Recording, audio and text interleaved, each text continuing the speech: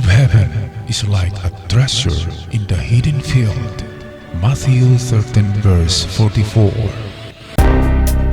Alright, magandang araw sa inyong lahat mga katiats, dyan sa kapuluan ng Mindanao, dyan sa Visayas, at sa malaking isla ng Luzon. How are you today guys? At sa ating mga katiats all over the world, lalo na dyan sa the Middle East. Kumusta kayo dyan? Sa Northern Hemisphere in Canada, California, meron tayong subscribers dyan. At dito sa the land down under, sa Australia, New Zealand, dito naman sa Hawaii, at dyan sa Indonesia and Malaysia. Kasama na ang Kurdistan. How are you guys? Ngayon, bago tayo magpatuloy, ako'y mag-shout out muna.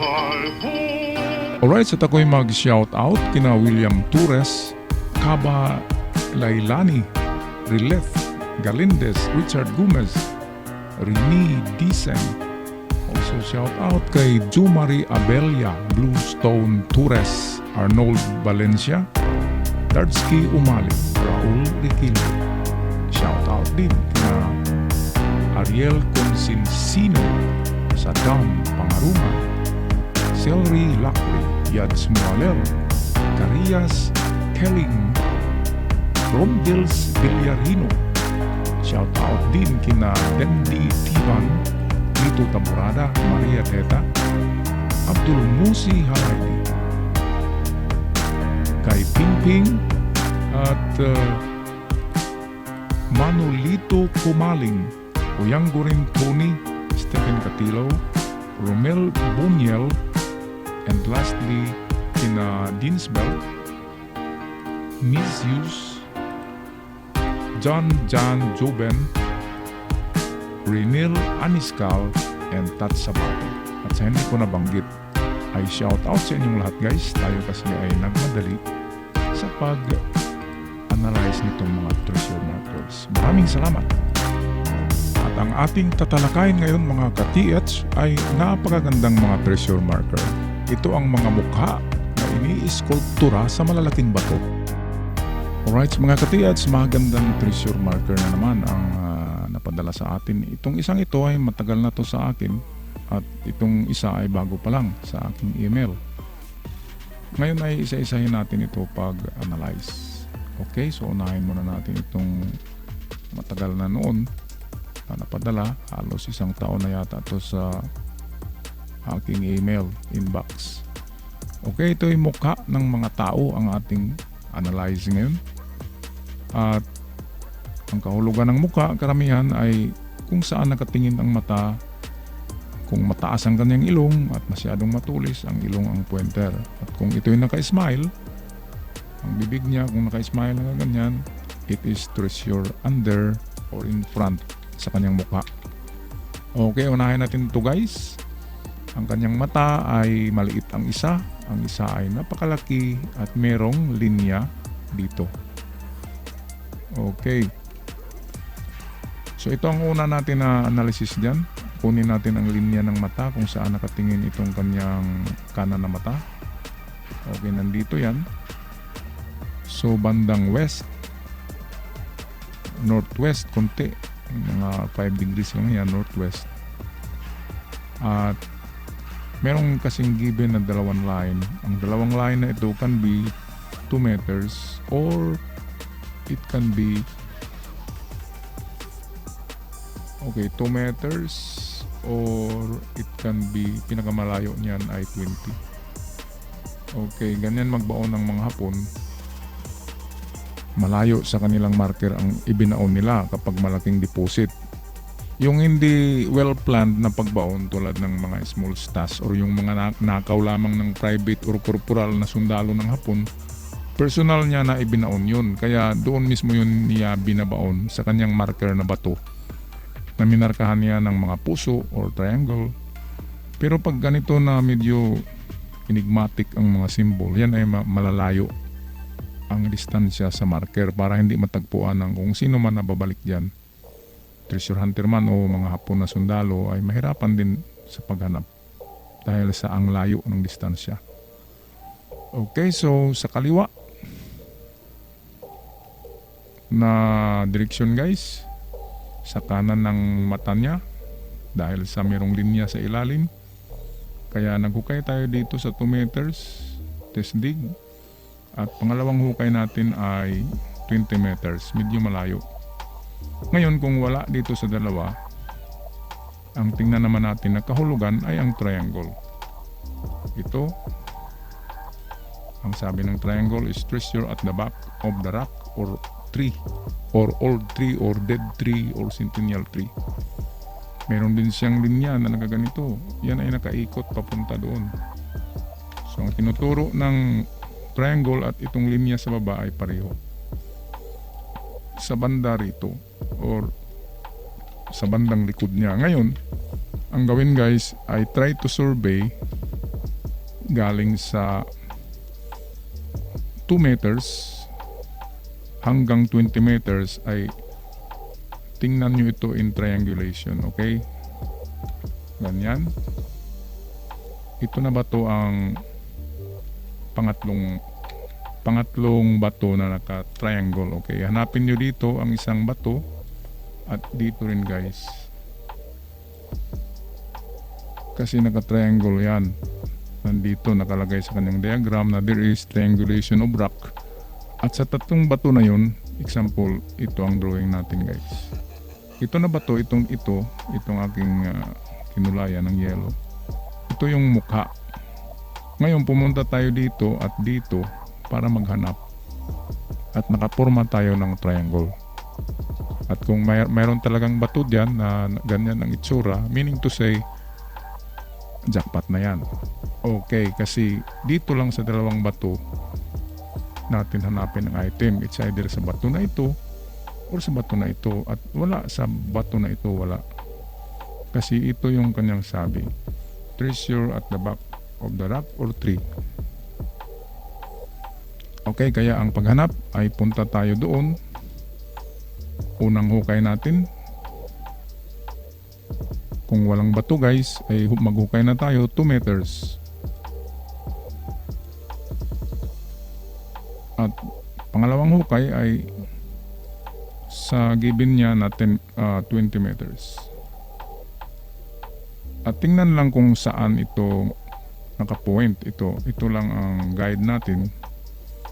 Itong buntot ng triangle, yan kasi ang pointer ito. Wala yang arrow, wala yang arrowhead, pero yan pa rin ay pointer. Okay, kaya tingnan kung saan yan na direksyon, kung paganyan ba. Kaya diyan tayo naghukay na direksyon.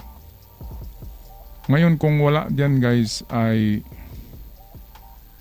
mirror image tayo. Gawin natin na ang buntot na dito yan para makahanap tayo ng distansya na 2 to 20 meters pa rin. So 2 to 20 meters pa rin dito. Kasi ang Hapon ay lalo na yung kanilang mga arrow palaging nasa reverse, baliktad. Ang purpose nila yan, ang purpose nila paglagay ng arrow na baliktad para i-mislead or maligaw tayo ng ating mga hukay. Okay guys, so dito naman sa mirror image ay 2 to 20 meters pa rin. Okay, so yan ang pag-analyze ko dyan guys. Ngayon punta tayo sa isa pa na napakaganda. Ito ay napakaganda. First time ko nakakita ng eskultura sa bundok na ganito na kumpleto. Merong eyebrows, merong mata, merong tuldok ang kanyang mata, merong pupil, merong ilong, merong lips. Kaya napakaganda yan. At yan ay legit treasure markers. Hindi yan basta-basta ginawa dyan kung wala siyang ibig sabihin. Ngayon, ang utos ng general dyan na nagpagawa niyan ay gumawa kayo ng mukha, yung kamukha ko, sabi ng general. Kaya halos ganyan ang mukha ng general dyan. Yung kamukha ko kasi pagbalik ko dito or aking mga anak, hanapin lang nila yung mukha ko. Ngayon, siya lang ang nakakaalam kung saan nakabaon. Okay. So, akin to tinignan kanina guys. Meron akong nakitang magandang marka. Ito yan. Kaganyan, naka number 3 yan. and then bumaba siya rito. Bumaba siya rito at meron pala siyang meron pala siyang arrow tail. Ngayon, alam na natin kung saan yan hanapin, guys, di ba? At meron siyang dalawang tuldok. Ngunit, very misleading ang hapon. Kung atin to i-analyze, siyempre doon tayo pupunta nito. Pero, sabi ko na sa inyo, ang kanilang mga arrow ay reverse palagi yan. Ano nga bang ibig sabihin ng tuldok? Nasabi ko sa inyo na pag may tuldok at kahit anong linya ang nilagay dyan, pag ganyan, ang direksyon ay papunta pa rin dito at hindi papunta roon. Dito sa kaso ay dalawang tuldok and then binaliktad ang arrow, dito nakalagay ang tail. Okay. Kaya ang direksyon secretly ay papunta lang dito. Hindi dito. Pero yan pa rin ay atin i-analyze mamaya ang distansya ng dalawang direksyon na yan. Unahin muna natin itong isa pang nakita ko dito, guys. Itong kanyang isang guhit sa itaas ng lips. Bakit na nilagyan dyan ng guhit? Okay, so karamihan ng treasure na nakuha sa ganitong linya lamang ay 4 meters distance. Okay, kaya sukatin natin yan. Kahit sukatin natin yan in inches, ang lalabas dyan pa rin ay 4 to 5 inches. Kahit balikan nyo doon, guys, yan ay 4 to 5 inches ang sukat niyan. At ang gawin natin ay magiging meters siya, 4 to 5 meters. Ngayon, ang direksyon niyan is in front. Sa kanyang ilong, ito, pupunta tayo dito, guys, ng 4 to 5 meters. Ang gawin natin ay isang hukay lamang na pahaba, ganyan, para matamaan natin ang item. At huwag kalimutan, malaki ang opening ng hukay. 2 meters test dig. Medyo positive ako dito, guys, kahit na malayo lang ako sa inyo.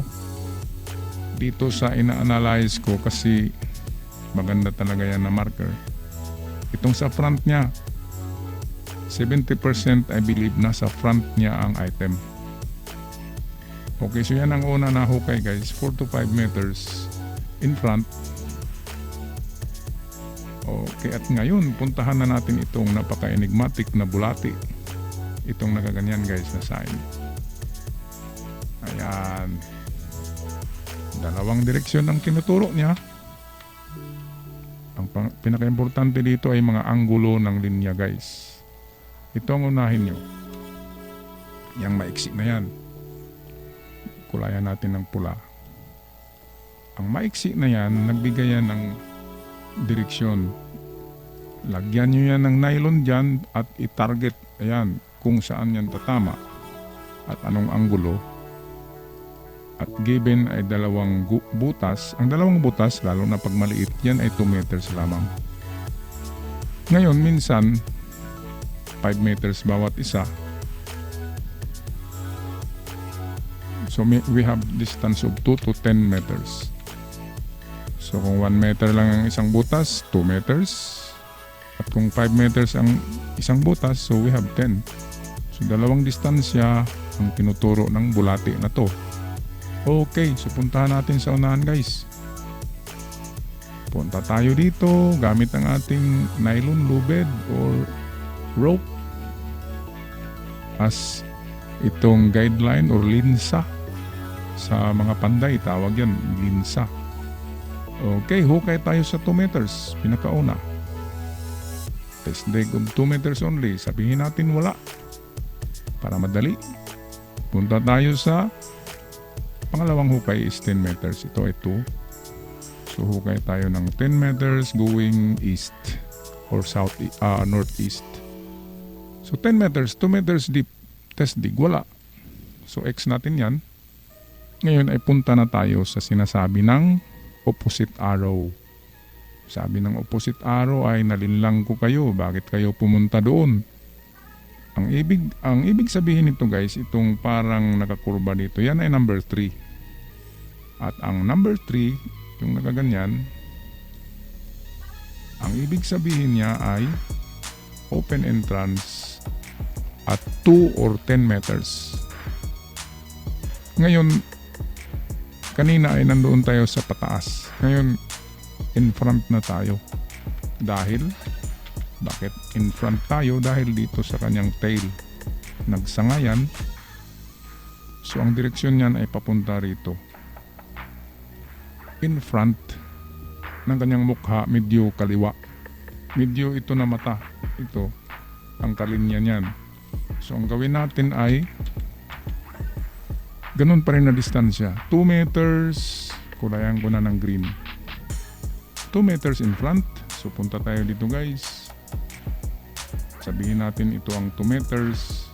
Hukay tayo dito. Test dig sa lalim na 2 meters lamang. Pag walang makitang mga kakaibang bagay, walang backfill soil, tigil na at tabunan muli ang hukay. Ngayon, proceed na tayo sa 10. Ito yung panghuling distansya na given sa kanyang dalawang butas.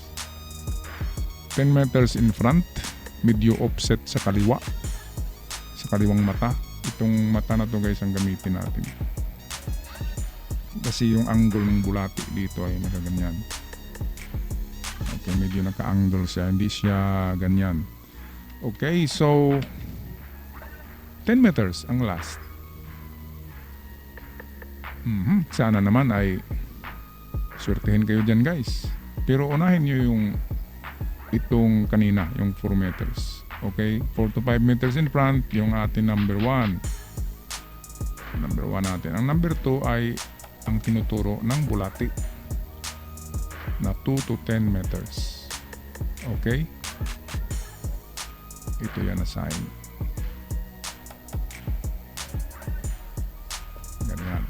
Okay, so ako'y magpaalam na guys. Sana ay naliwanagan kayo sa medyo madilim na or magulo na pag-iisip. Sana magsilbi na konting ilaw or konting gabay ang aking mga analysis. Maraming salamat at ako'y magbabalik by in my next video. Thank you so much. Ciao for now.